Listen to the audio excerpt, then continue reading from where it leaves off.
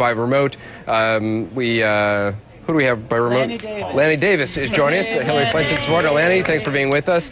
Lanny, let me just first of all start off with you. We haven't heard from you tonight. No, you haven't heard from me tonight.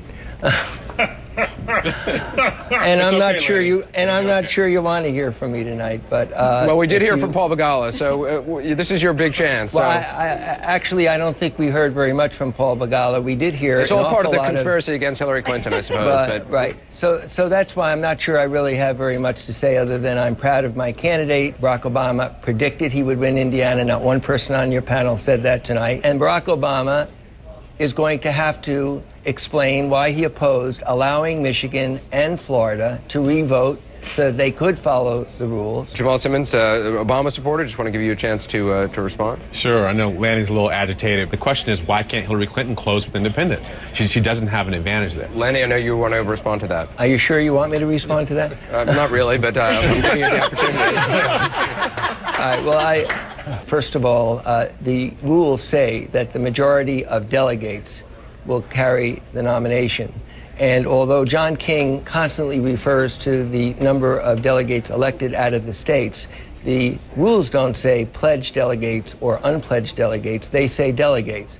So until Barack Obama wins all of the delegates, including the unpledged delegates, he's not the nominee. And what unpledged delegates are looking at are national polling data that shows in Ohio, in Pennsylvania, and in Florida, Barack Obama is not defeating John McCain. The unpledged delegates are not on the scenarios that I just saw CNN refer to over and over again tonight. No offense to Lanny, who's a friend and someone I've known for many years, and I don't have a horse in this race. I'm just trying to reflect the math as the numbers stand. Let us say, for the sake of argument, that Senator Clinton won, say, 60% or so of the remaining delegates. So let's come across somewhere in here. This is giving her even more than 60% of the remaining delegates. That, I think even Lanny Davis would agree, is a generous allocation to Senator Clinton looking at the contest going forward. The math for Senator Clinton is quite daunting. If they just split the superdelegates in half, and again, that's a little more than half for Senator Clinton. We put that up here, and we take this number, and we come down here. Barack Obama is at the finish line. Just barely, but he's at the finish line, splitting them in half. The math is increasingly daunting for her. John King is a friend, and I know he's a good journalist, but I do think he has assumptions in his reporting that I simply disagree with, respectfully. Michigan and Florida are in play because Senator Obama prevented the revote. That is a fact in Florida. Everyone was on the ballot. Senator Obama broke the rules and advertised in Florida the week before, and Hillary Clinton won by 500,000 votes. The Clinton campaign was willing to have a revote. So, John, with all due respect, there is a respectful disagreement. Here's the problem for the Clinton campaign. They want to come back in and change all this at the end of the game, at the end of the day. So they want to say, well, if Michigan counts and if Florida counts, you know what?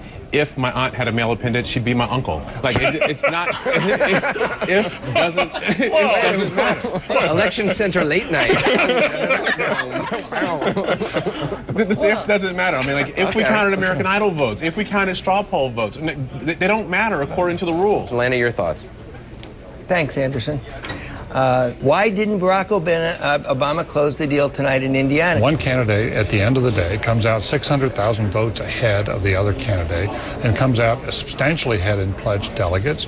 Are we then to sort of throw that out and say, well, that's irrelevant? The only thing that's relevant is the latest Gallup poll. I strongly believe that the polling data we're looking at is the reason why Hillary Clinton is going to be the nominee. We're going to have to decide what to do about Florida and Michigan. It is a fact that we could have had a revote. Senator Obama's campaign Lanny, I wish you would have been with us last August when we avoided this train wreck. I was there, Lanny. Well, I was there. I said on May 31st, the Democratic Party will work with Senator Obama and Senator Clinton to come up with a resolution, Lanny. Now, if you want to keep fighting, let's fight. But let's you and I go in the green room and fight and not keep this fight up. Don't go there. I'm not fighting with you, Donna. Well, you are. You're fighting against the rules. I lose that one. Lanny should be admired for trying to put the best face on what is admittedly a difficult situation tonight. But I'll take a mild exception. She has won in Indiana. To a Wait point a minute. Do polls at this point, in terms of what's going to happen in a general election and a runoff between two candidates and a Republican candidate, does it even matter? You cannot make a prediction based in April on Gallup polls. Why did he lose Ohio? Why did he lose Pennsylvania? All for the same reason that he's going to lose, I believe, Indiana tonight.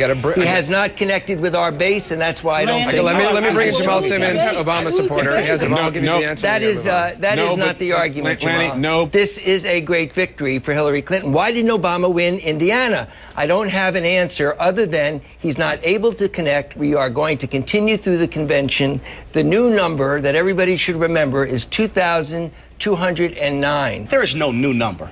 The Democratic National Committee has set a number that is 2,025. The number is 2025. Lanny has to also admit that Clinton loyalists were behind penalizing Michigan and Florida. It's a fiercely fought battle, and it's not over with yet. Not by a long shot. This is not going to be a quiet exit by Hillary Clinton, as one of her advocates said tonight, and that's indicated by what we're hearing from Lanny Davis. I do think there are people around her who are going to fight bitterly right to the end, and I think Lanny has some of that spirit that a lot of people have around her, and fine, good for him. We are delighted by the results tonight, and with all due respect to David Gergen, the reference to the word bitter and me was a cheap shot. I am happy, not bitter.